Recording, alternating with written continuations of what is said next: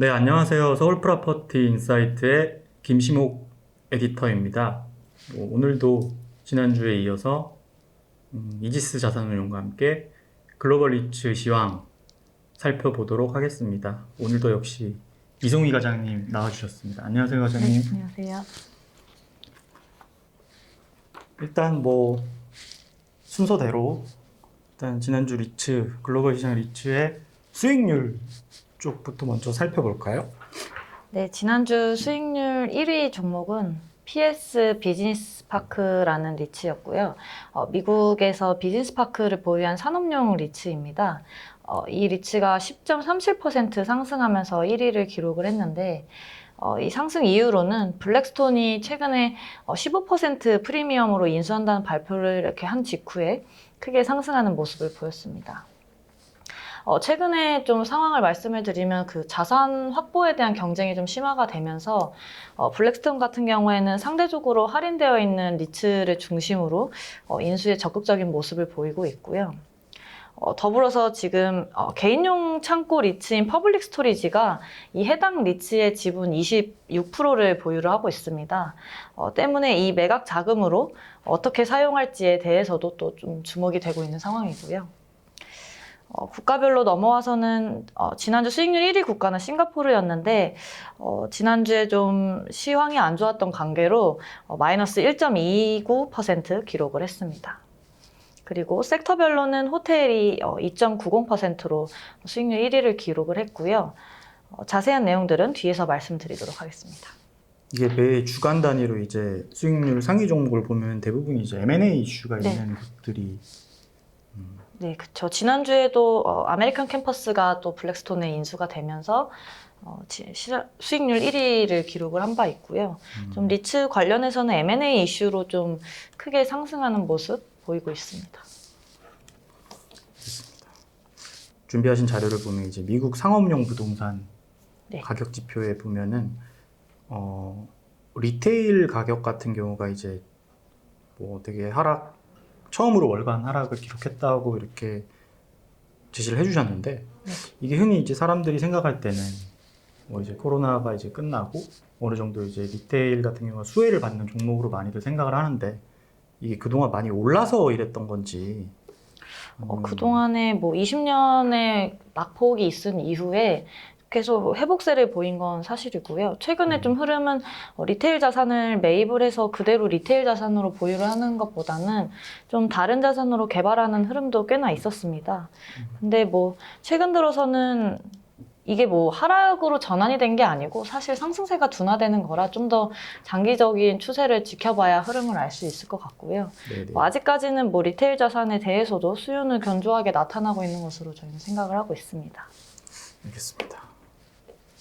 주간 시황부터 먼저 살펴보겠습니다. 네, 지난주 좀 어려운 한 주였다고 말씀을 드릴 수 있고요. 글로벌 증시와 리츠 모두 좀 크게 하락하는 모습 보였습니다. 가장 큰 이슈로는 5월에 빅스텝 금리 인상 가능성이 부각이 되고 있고, 특히 또 중국의 코로나19 봉쇄 조치에 따라서 경기 둔화에 대한 우려도 심화가 되고 있는 상황입니다. 유럽 같은 경우에는 특히나 러시아가 폴란드랑 불가리아에 가스 공급을 중단한다는 소식 때문에 인플레이션 우려가 커지고 있고 이에 따라서 투심도 크게 악화된 모습을 보였습니다. 그래서 프랑스나 독일, 스웨덴은 큰 낙폭을 보였고요. 반면에 싱가포르 같은 경우에는 그나마 좀 방어하는 모습을 보였는데 가장 큰 이슈로는 4월 26일부로 사적 모임 제한을 없애고 사무실 출근 인력에 두었던 제한도 철회를 한다고 발표를 했습니다. 또 해외 입국 같은 경우에는 백신 접종자에 한해서는 코로나19 검사 의무가 이제 없어지면서 본격적으로 좀 리오프닝에 따라서 경기 회복 기대감이 올라오고 있는 상황으로 보이고 있습니다. 또 특별한 이슈로는 1분기 실적 발표 시즌이 이제 본격적으로 이제 도래를 함에 따라서 최근에는 종목별로 주가 등락이 좀 엇갈리는 모습을 보이고 있고요.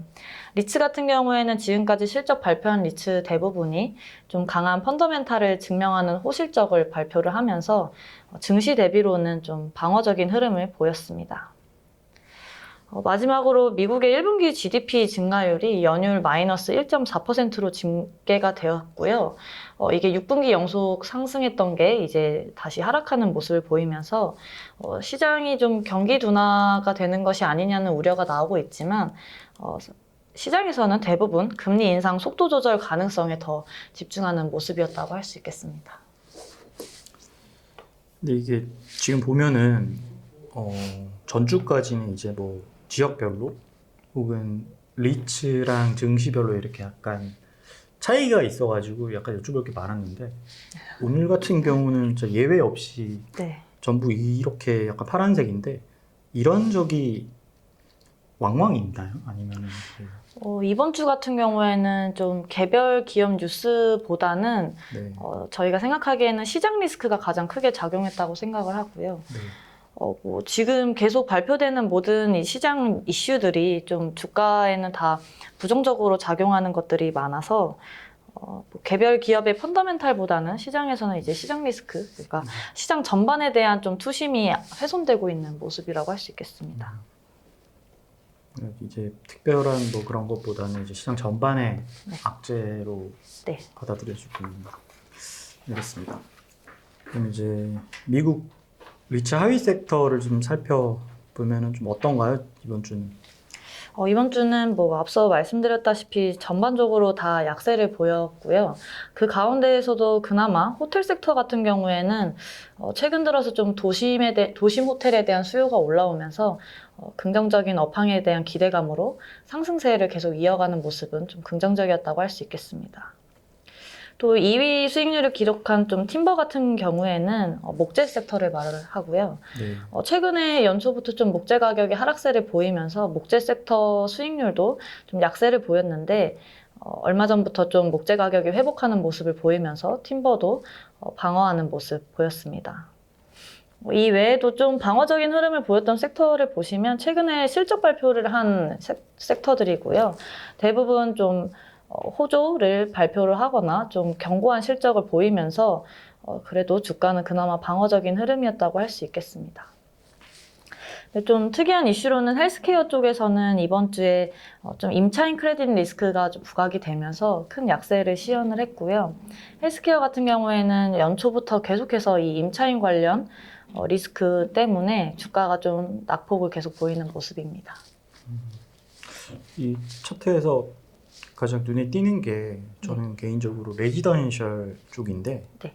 이쪽이 어떻게 보면 뭐 주가랑 실제 가치랑은 뭐 별개긴 하지만 그래도 나름 뭐 하방 경직성이라고 하잖아요. 뭐 네. 꾸준하게 이제 불황일 때도 안정적으로 수익이 들어온다거나 이런 측면에서 되게 매력이 높은 리츠로 알고 있는데 유독 이제 5% 가까이 이제 주간 네. 단위로 떨어졌는데 이거는 좀 어떻게 봐야 할까요? 사실 지난주에 레지던셜이 좀 많이 오른 거에 대해서 좀 다시 뭔가 반납하는 모습을 보였다고 해도 할 수 있고요. 네. 레지던셜 같은 경우에는 이 하위 섹터 중에 아파트가 있는데 아파트 같은 경우에는 이번 주에 리츠들이 다 실적 발표를 했는데 굉장히 좋은 실적을 발표를 했습니다. 가이던스도 모두 상향하는 모습 보였고 그래서 아파트 리츠는 좀 좋은 주가 흐름을 보인 반면에 단독주택 같은 경우에는 상대적으로 좀 약한 실적이 예상이 되면서 네. 조금 더 좀 주가에 안 좋게 작용을 했을 것이라는 생각이 들고요. 사실 지난주나 연초부터 이제 상승했던 걸 감안을 하면 이번 주에 낙폭은 뭐 장기적인 추세라고 할 수는 없다고 저는 생각을 하고 있습니다. 이번 주에 주간 그 리츠는 어떤 뉴스랑 이슈가 있었는지 마지막으로 정리 좀 부탁드립니다. 네. 앞서 말씀드렸다시피 지금 실적 발표 시즌이고요. 그래서 대부분의 뉴스들이 실적 관련 뉴스들이었습니다. 좀 몇 가지 말씀을 드리면 미국의 개인용 창고인 큐브스마트가 그 1분기 실적 발표에서 동일 점포에 대해서 영업 순이익이 그 전년 동기 대비해서 무려 22% 증가했다고 발표를 했습니다. 저희 리츠들 중에서도 이 정도의 상승률은 굉장히 좀 독보적이었다고 할 수 있겠고요. 2022년 연간 가이던스로 순영업수익도 11% 성장을 예상을 하고 있고 이 가운데 1분기에만 어닝 서프라이즈를 이렇게 발표를 하면서 높은 이익 모멘텀을 유지하고 있다고 말씀드릴 수 있겠습니다. 또 통신타워 같은 경우에도 이 통신타워 리츠 3사가 대표적으로 있는데 이 3사가 모두 실적 발표를 완료했습니다. 동일점포 기준으로 이 임대 순이익이 상승률 같은 경우 아메리칸 타워가 3%를 기록을 했고요. 크라운 캐슬이 4.5%, SBA 커뮤니케이션즈가 4.3% 기록을 했습니다. 최근에 통신타워 같은 경우에는 C밴드 주파수가 상용화가 되면서 올해 같은 경우에는 높은 성장률이 예견이 되고 있지만 아메리칸 타워 같은 경우에는 스프린트와 티모바일이 재작년에 합병을 하면서 이 스프린트가 임대를 했던 부분들이 다 임대 해지가 됨에 따라서 좀 아메리칸 타워는 좀 저조한 성장률을 보일 수 있을 것으로 예상이 되고 있습니다. 또 아까 말씀드렸다시피 주요 아파트 리츠들의 1분기 실적 발표가 있었고요. 대부분 예상치를 상회하는 실적 발표였고 2022년 가이던스도 모두 상향하는 모습 보였습니다. 가장 높은 이익 성장이 있었던 리츠는 선벨트 지역이 좀 주요적으로 좀 높게 올랐고요. 특히 선벨트 지역의 자산을 주로 보유한 리츠인 미드 아메리카 아파트먼트가 16.9%, 그리고 캠든 프로퍼티가 15.5% 성장하는 모습을 보였습니다. 대부분 임대료 상승을 바탕으로 이렇게 양호한 실적을 발표한 거고요. 다른 주요 아파트 리츠들도 7에서 14% 이내의 이익 성장을 나타내면서 최근에 아파트 펀더멘탈은 굉장히 좋은 상황이라고 말씀드릴 수 있겠습니다.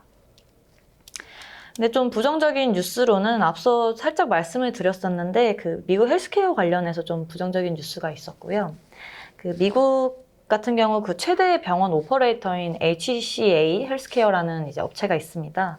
여기서 실적 발표 때 비용 상승으로 2022년 전망치를 크게 하향을 하면서 주가가 실적 발표 전일 대비해서 22% 급락하는 모습을 보였고요. 대표적인 병원 리츠라고 할 수 있는 메디컬 프로퍼티스도 이에 따라서 전일 대비 7% 하락하는 모습을 보였습니다. 사실 HCA 헬스케어 같은 경우에는 메디컬 프로퍼티스의 최대 임차인은 아니지만 그냥 미국 최대 병원 오퍼레이터인 만큼 미국 병원 산업 전반에 대한 좀 바로미터로 작용하는 업체여서 좀 가장 크게 부정적으로 작용할 수 있었다고 생각이 들고요. 특히나 지금 간호사의 공급이 굉장히 부족한 상황이고 그에 따라서 간호사 임금이 굉장히 크게 오르면서 이 병원 리츠들 뿐만 아니라 전문 간호시설이라고 해서 SNF 리츠들 대표적으로 오메가 헬스케어가 있습니다. 그쪽 리츠들도 좀 안 좋은 영향을 받고 있는 상황으로 파악이 되고 있습니다. 마지막으로 싱가포르 쪽 상업용 부동산 이슈 하나 말씀드리면 오피스 임대료가 1분기 동안 1.6% 상승하면서 펀더멘탈 회복하는 모습 보이고 있고요. 지난 21년 4분기에 0.9% 상승한 것보다 상승폭을 키우면서 긍정적인 지표를 발표를 했습니다. 반면에 리테일 같은 경우에는 오미크론 확산으로 0.1% 감소하면서 지난 21년 4분기에 0.6% 상승했던 것 대비해서 하락 전환하였습니다. 산업용 같은 경우에는 자산 가격이 분기간 2.1%, 임대료는 1% 상승하면서 계속 반등 추세에 이어갔습니다. 하나 더 말씀을 드리면 호주 쪽에도 이슈가 하나 있었고요. 호주의 3월 소비자 물가 지수가 나왔습니다. CPI라고 하는데 전년 동기 대비해서 5.1% 상승하는 모습을 보였고요.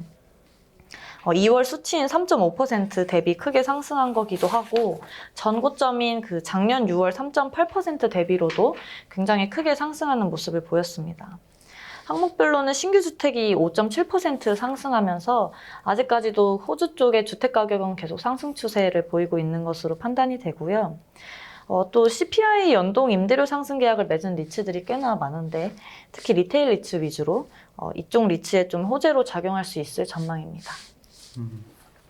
아까 말씀해 주셨던 영국 물류 같은 경우는 네.